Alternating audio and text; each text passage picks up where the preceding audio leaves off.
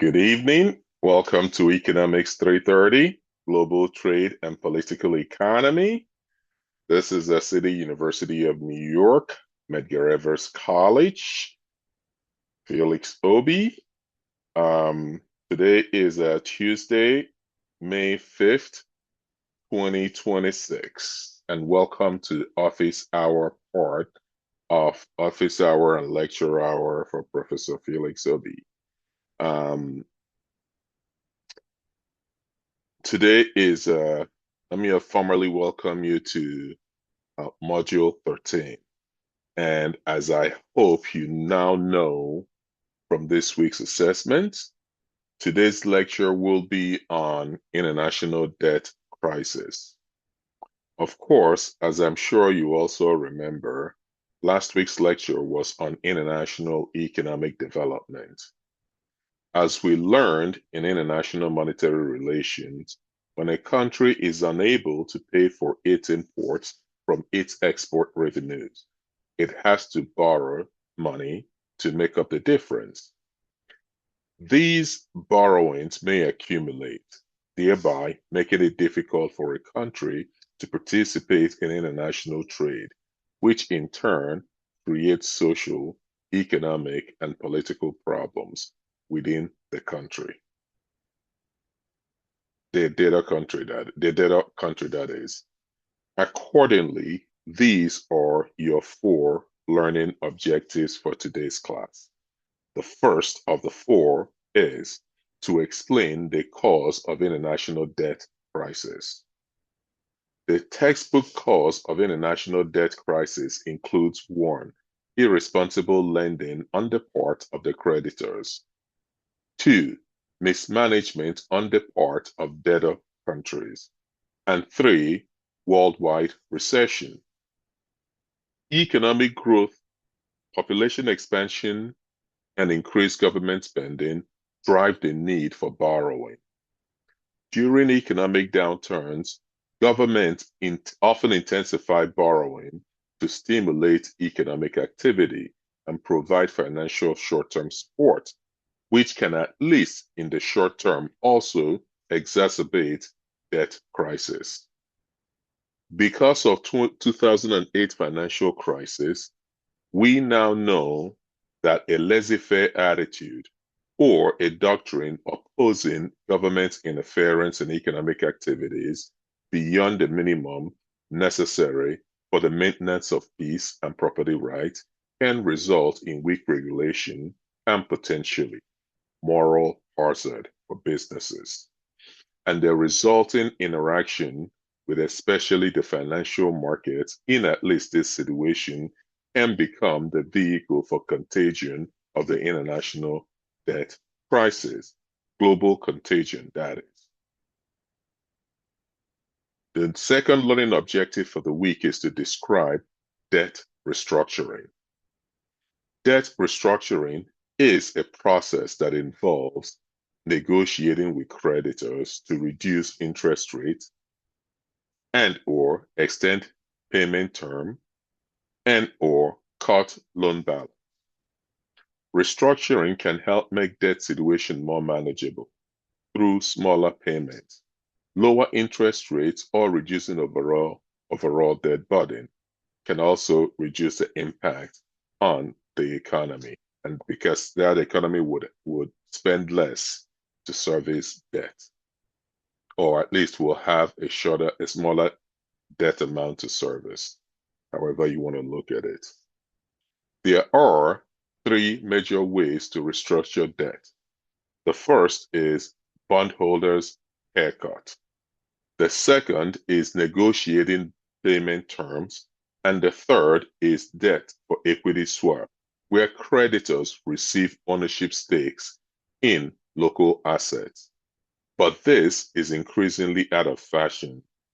In the latter place is a new wave of transactions known as debt for nature or debt for development swaps.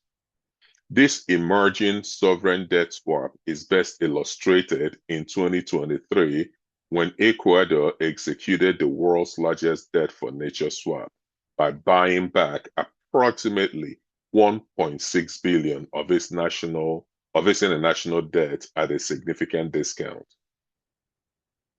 This transaction, by Ecuador, of course, was facilitated by a 656 million Galapagos fund supported by insurance through U.S. International Development Finance Corporation, or DFC, and guarantees by Inter-American Development Bank, or IDB.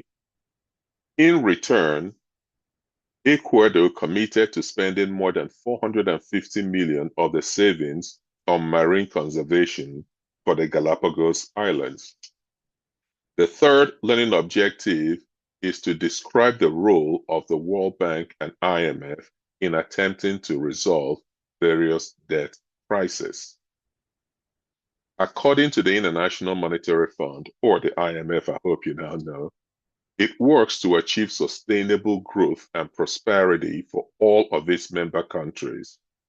It does so by supporting economic policies that promote financial stability and monetary cooperation, which are essential to increase productivity, job creation, and economic well-being. The IMF is governed by and accountable to its member countries. The IMF has three critical missions. Number one, furthering international monetary cooperation. Number two, encouraging the expansion of trade and economic growth. And number three, discouraging policies that would harm prosperity.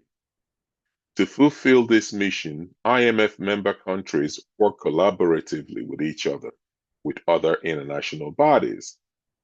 Specifically, the IMF fosters international financial stability by offering policy advice, which is a core responsibility of the IMF, is monitoring the economic and financial policies of member countries and providing them with policy advice, an activity known as surveillance.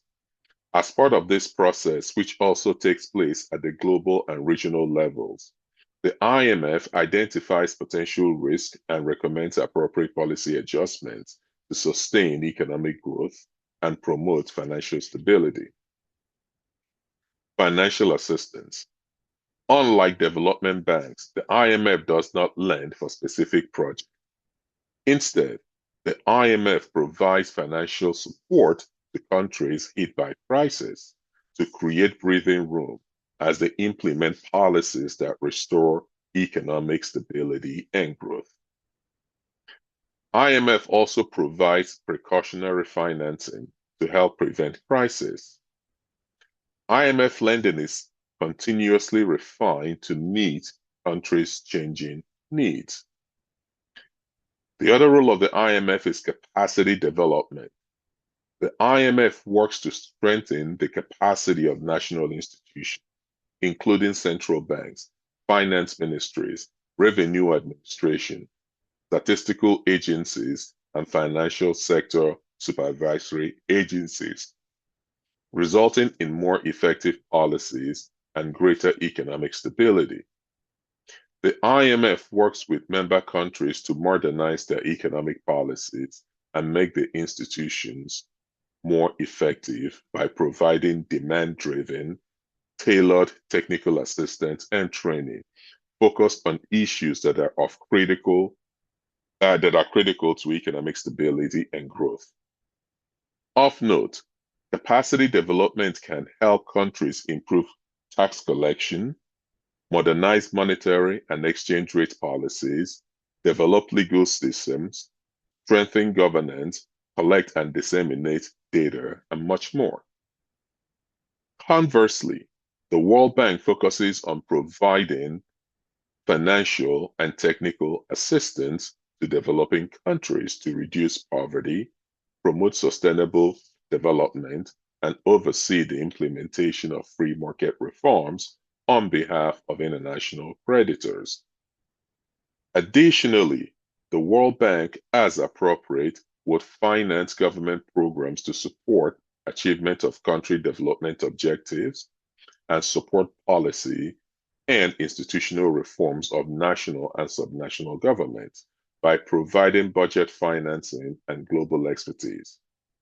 The World Bank also finances public projects to build physical and social infrastructure and develop institutional capacity. The types of financing by the World Bank Group includes investment project financing, which provides financing to governments for activities that create physical, social infrastructure necessary to reduce poverty and create sustainable development. Development policy financing, which provides budget support to government or a political subdivision for a program of policy and institutional actions to help achieve sustainable shared growth and poverty reduction. Program for Results links disbursement of World Bank funds directly to the delivery of defined results, helping countries improve the design and implementation of their own development programs and achieve lasting results by strengthening institutions, enhancing systems, and building capacity. The Galapagos Bond that I've just discussed, and which was insured by the U.S. International Development Finance Corporation, is a classic and innovation example of the kind of projects the World Bank would approve of. In combination, both the IMF and the World Bank Group promote cooperation among nations to address economic challenges and foster global prosperity. Accordingly, both institutions contribute to poverty reduction efforts through their financial and technical assistance programs. The fourth learning objective for the week is to describe different international political economy perspectives on the debt crisis. The international political economy, or the relationship between politics and economics and between state and markets, offer three distinct theories on debt crisis. One, in liberal theory, international institutions will intervene. Two, for economic nationalists or mercantilists, states will leverage economic advantages, including debt, to advance national interests. Third, the Marxist perspective will highlight North-South client-patron unequal economic relationships. Now, this concludes our Module 13 lecture.